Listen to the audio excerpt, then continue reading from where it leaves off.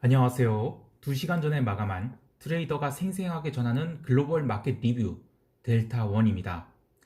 오늘 유럽이 빠지고 미국이 빠진 이유 중 하나를 이 국제탐사보도 언론인 협회, 즉 ICIJ라는 단체에서 미국 재무부의 의심 혐의 거래 분석 결과를 일부 유출했는데, 그것에 이 도이치뱅크라든지 또는 그런 유럽은행 말고 또 미국이 글로벌 초대형 은행인 JP 모건 이런 데도 포함되어 있다는 그런 보도 때문에 은행주가 급락이 나왔습니다. 그런데 이게 타이밍이 참 대단한 게, 이 ICIJ 분석 보고가 유럽에서만 나온 게 아닙니다. 한국에서도 있었어요. 심지어는 유럽장 개장 한참 전인 코스피 개장 1시간 전에 한국 시간으로 그때 나왔죠. 대체 어느 뉴스에서 그런 걸 보도했냐고요? 아무도 신경 안 쓰고 있을 이 뉴스타파라는 매체에서 보도했습니다. 이 기사인데요. 제가 이 뭐 화면 공유하기 좀 그렇긴 한데, 어쨌든 이 뉴스타파가 이제 ICIJ와 공동 기획한 이 재무부 첩보 유출인데, 이게 9시 21분 한국으로 02시에 릴리즈가 됐어요. 그래서 이것을 또 보면 이 Suspicious Transaction이라고 해서 이 의심거래 보고서, 요게 오래전에 이제 보고된 저희 만들어진 겁니다. 분석된 겁니다. 근데 하필이면 왜 이 시간에 나왔느냐? 그것도 또 유럽 시간에 왜 그때 그 아시아장에서 분명히 먼저 나왔는데 유럽에서 먼저 움직였냐 이겁니다. 타이밍 참 기가 막히지 않아요? 어쨌든 저는 이 이슈는 그 오래전에 이 ICIJ가 이제 오랫동안 분석을 해서 이미 뉴스타파 여러 번 공유를 했었고, 그래서 그 비슷한 얘기가 한번 나왔었어요. 근데 어쨌든 이 뉴스는 뉴스의 신선함 측면에서는 그닥 신선한 것이 아니었다라는 겁니다. 어쨌든 왜 하필이면 힌트 드릴까요? 네. 유럽 만기 끝나고 이 월요일에 난리를 치느냐. 타이밍이 참 기가 막히지 않나요? 이 타이밍이 왜 기가 막힌 건지 설명해 드리겠습니다. 델타원이 생생한 글로벌 시장 리뷰 스타트 해볼까요? 자, 아시아 시장 먼저 볼게요. 아시아 시장은 이제 일본이 이제 오늘과 내일 휴장인데, 코스피와 홍콩은 밀려서 끝났어요. 근데 처음에는 나름 버티고 강세였습니다. 나름 위에서 강세였는데 시간이 지날수록 밀렸죠.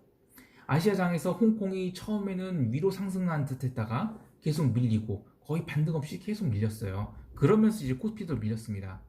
그러면 무슨 이유가 있어서 밀린가요? 아니에요. 그런 거 없었어요.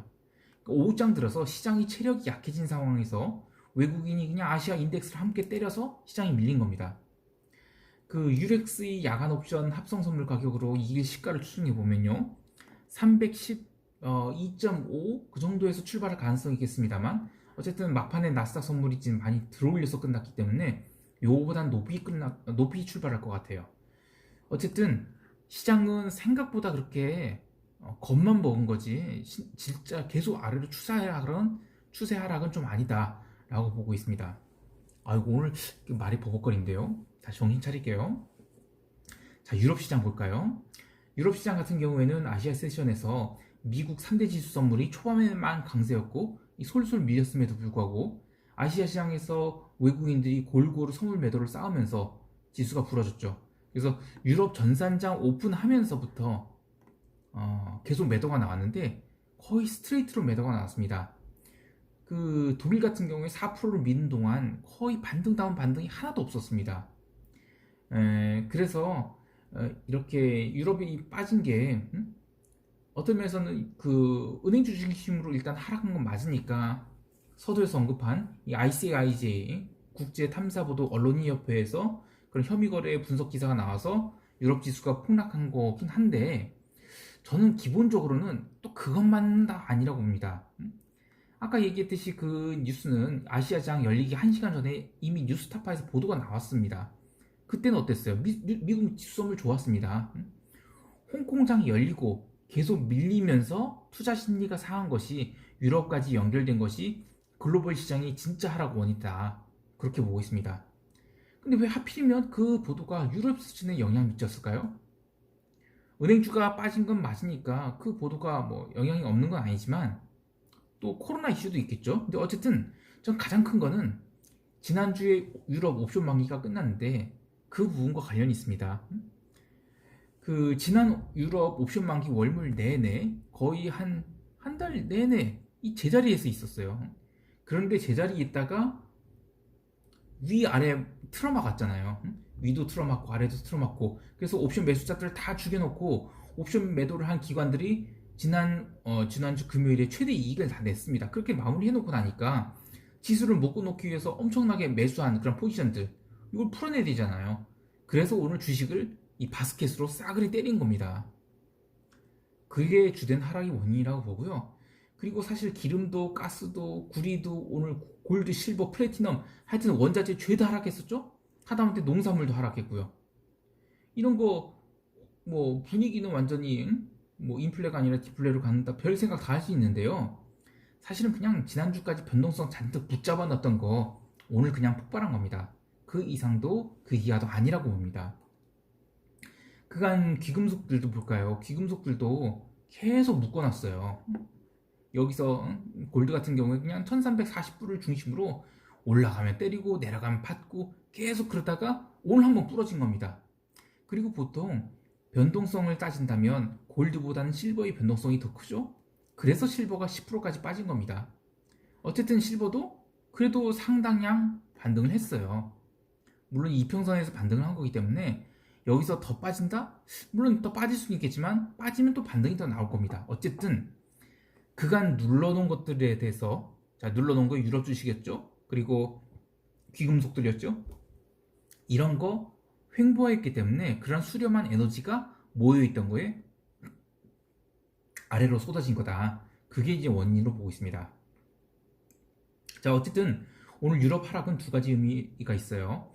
첫 번째는 지난 월물까지 시장 변동성을 최대한 죽여놓은 것을 일단 방향은 아래로 열어놨다는 것. 그리고 두 번째는 그런 강력한 현물 매도에도 불구하고 통화시장이라든지 장기 국채는 뭐 리스크 오프의 정도가 생각보다 약했어요.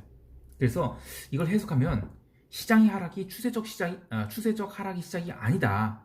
지난 만기까지 묶어놓은 것에 대한 반작용이다. 그리고 상승 추세는 맞는데 속도 조절 측면에서의 조정이다. 그렇게 두 가지로 좀 긍정적으로 봐야 될 것 같습니다.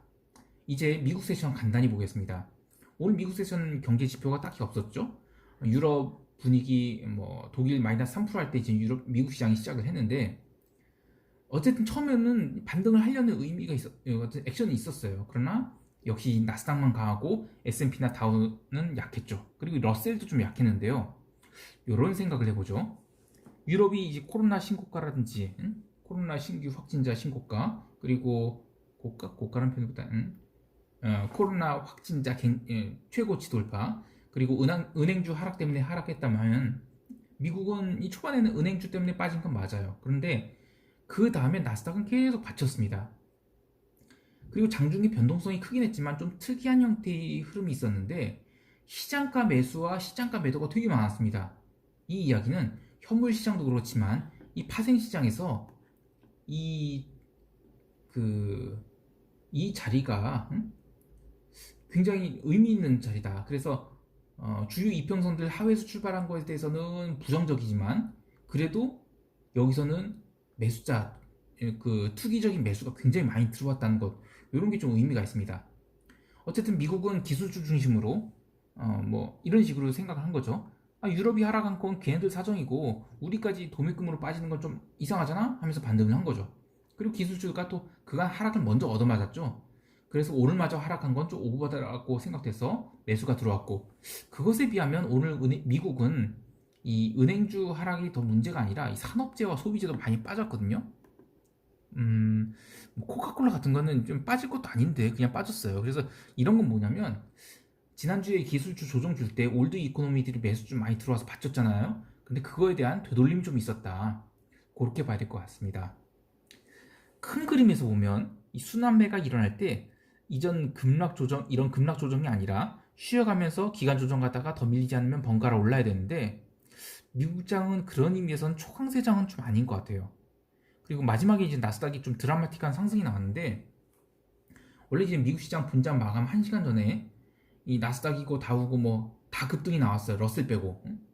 그래서 하락이 3분의 2를 돌려놨거든요. 이거 굉장히 큰 돌려놓은 겁니다.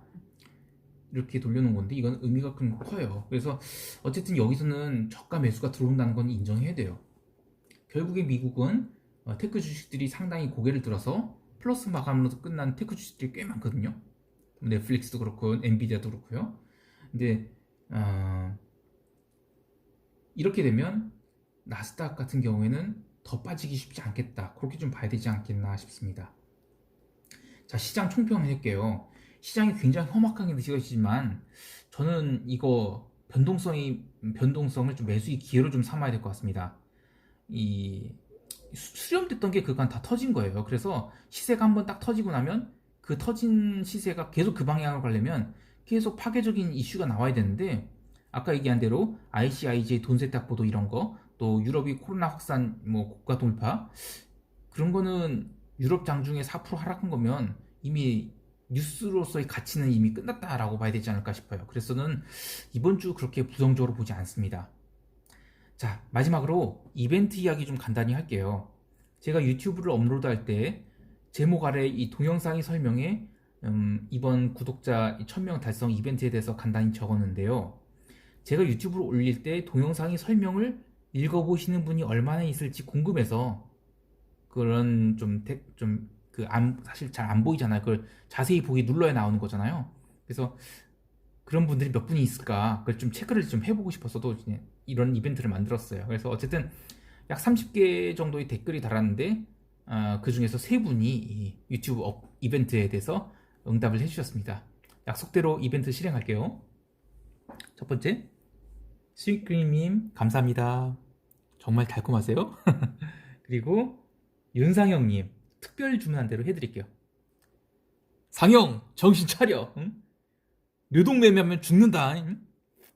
그리고 루이스팡님 감사합니다.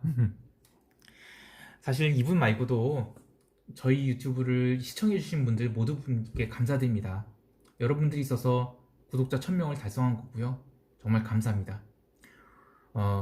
시장이 약간 흔들리는데 당황하지 마시고 냉정함 잘 유지하시기 바랍니다.